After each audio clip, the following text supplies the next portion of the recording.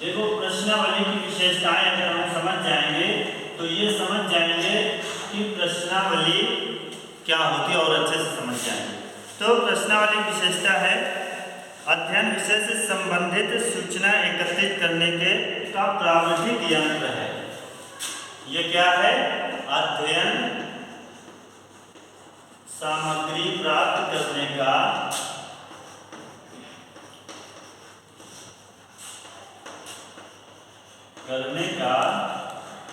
प्राविधिक यंत्र है। प्राविधिक का मतलब क्या होता है? प्राविधिक कला पढ़ा, यांत्रिक कला प्राविधिक कला नहीं पढ़ा। प्राविधिक का मतलब होता है एक जिसको हम इंजीनियरिंग कहते हैं वैसा, यानी प्रौद्योगिकी कह सकते हैं। प्रौद्योगिकी जानते कि नहीं है? मतलब जो कहीं यूज करते हैं, इंडस्ट्रियल टाइप में यूज करते हैं, वो है। एक कला वो होती है जो हमारे अंदर बोलने की कला है, चलने की कला और अभिनय की कला, और एक कला वो होती है जिसका हम अपने व्यवसाय में यूज करते हैं, है ना। जैसे टेक्निक हमें किसी काम की टेक्निक आती है, वो होगी प्राविधिक कला। ठीक है। तो ये एक ऐसी प्रश्नावली, एक ऐसी एक ऐसा यंत्र है, एक प्राविधिक यंत्र है जिससे हम अपने जो अध्ययन से संबंधित सामग्री को एकत्रित करते हैं कि नहीं।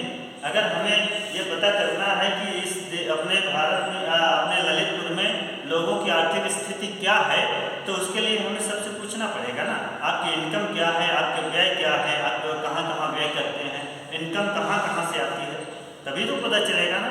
तो ये सारे क्वेश्चन हम क्वेश्चनेयर में रखेंगे। ठीक है। और दूसरा पॉइंट है, यह सूचनादाताओं से प्राथमिक तथ्य एकत्रित करने की अप्रत्यक्ष विधि है। ये क्या है? सूचनादाताओं से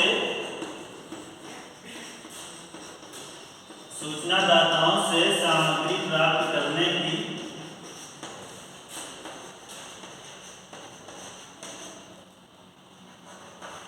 अप्रत्यक्ष विधि।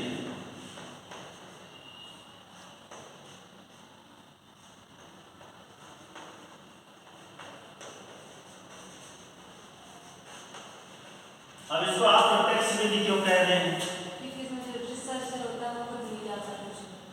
नहीं, वो रिसर्चर उसमें शेड्यूल में होता है ना, वो तो अनुसूची में होता है कि रिसर्चर स्वयं नहीं जाता। हम तो प्रश्नावली की बात कर रहे हैं ना, प्रश्नावली तो स्वयं लेके जाता है।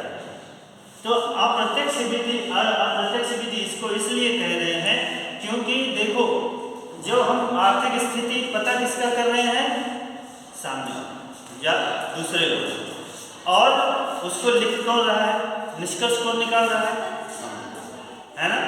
तो काम उस चीज है उसकी, और निकाल हम रहे, तो अप्रत्यक्ष हुआ ना। जबकि सही निष्कर्ष निकालना होता तो वो खुद निकालता, है ना, वो स्वयं करता। तो इसलिए हम इसको अप्रत्यक्ष विधि कह रहे हैं। और इसमें स्पष्ट, सरल, सामान्य तथ्यों से संबंधित और प्राय प्रेरणादायक प्रश्न होते हैं। अब प्रेरणादायक प्रश्न होते हैं, ये जरूरी नहीं है कि प्रेरणादायक प्रश्न हो, लेकिन अब वो कह रहे हैं तो चलो लिख देते हैं भाई। प्रेरणादायक प्रश्न है, इसमें स्पष्ट, सरल, सामान्य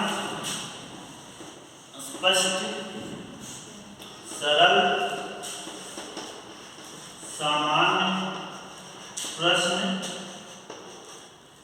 लिखे होते हैं।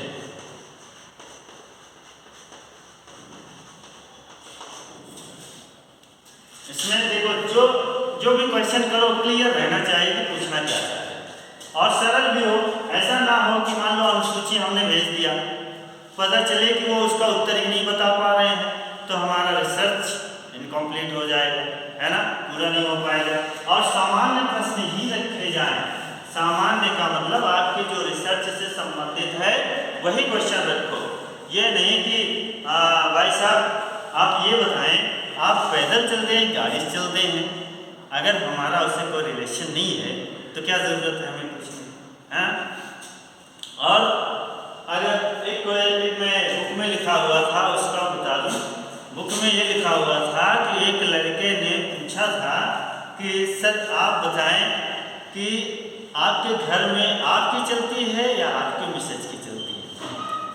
तो ये सब क्वेश्चन नहीं डाले जाए, मतलब ऐसे क्वेश्चन नहीं डाले जाए। आप बीमार हैं कि सही हैं, आपके अंदर कोई बीमारी है, ये सब क्वेश्चन बिल्कुल नहीं।